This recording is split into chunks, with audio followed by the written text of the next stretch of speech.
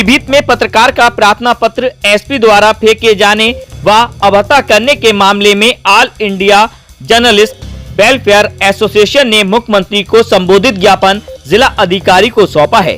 ज्ञापन के माध्यम से कहा गया है कि जनपद के पत्रकार धर्मेंद्र सिंह चौहान के ऊपर 14 नवंबर को जानलेवा हमला हुआ था। मामले में जब थाने पर रिपोर्ट दर्ज नहीं हुई तो एसपी से धर्मेंद्र सिंह चौहान शिकायत करने गए, जिस पर एसपी ने प्रार्थना पत्र फेंक दिया और अभद्रता करते हुए कुर्सी से उठाकर भगा दिया। All India journalist welfare association के राष्ट्रीय महासचिव शशांक शर्मा के नेतृत्व में बड़ी संख्या में डीएम को ज्ञापन देकर कार्रवाई की मांग की गई है। मैं Shashank Sharma all journalist welfare association से राष्ट्रीय महासचिव हूँ।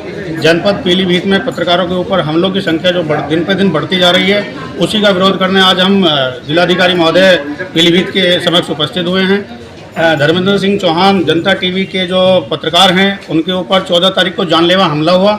उसके बाद जब कप्तान साहब के पास एप्लीकेशन देने पीड़ित पत्रकार पहुंचता है तो पत्रकार की एप्लीकेशन फेंकते हुए कि उठो भागो यहाँ से कह करके संबोधित किया गया। तो इसकी मैं घोर निंदा करता हूँ और धर्मेंद्र चौहान के साथ ऑल जर्नलिस्ट वेलफेयर एसोसिएशन संगठन तत्पर रहेगा और हर लड़ाई लड़ने के लिए संभव है। तो आप क्या कार्रवाई चाहते हैं एसपी साहब? कार्रवाई ये चाहता हूँ कि जो पत्रकार पीड़ित पत्रकारों के साथ जो भी हुआ, अभी 12 तारीख को एक सकोश मिश्रा जी के साथ लूट हुई और धर्मेंद्र चौहान जी के साथ जो ये प्रकरण हुआ है, जान से मारने की कोशिश की गई है, तो इस पर संज्ञान लेते हुए उचित कार्रवाई हो, ये हमारी मांग है। यदि इस ज्ञापन से कार्रवाई नहीं हो पाती इस ज्ञापन, तो अगले का स्टेप क्या होगा आपका? अगला स्टेप हमारा धरना प्रदर्शन होगा, जो कि लखनऊ महानगर में होगा।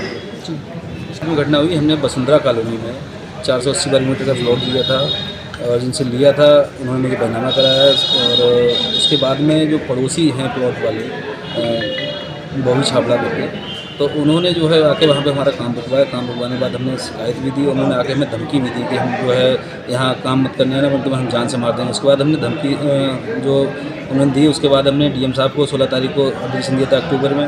उसके बाद मैंने कप्तान साहब को दिया, लेकिन कप्तान साहब ने जो है दोनों लोगों ने जाँच करा ली। उसके बाद ना ही कोई उस पर FIR हुई, ना ही उसका कोई संज्ञान लिया गया। उसके बाद मेरे 14 नवंबर को मेरे पास जो है, मैं आसाम चौराहे से मैं आ रहा था अपने घर, यहाँ निरंजनपुर में रहता हूँ रेंट पे, तो यहाँ मैं आ रहा था क्योंकि बच्चों पढ़ाता हूँ यहाँ रह के।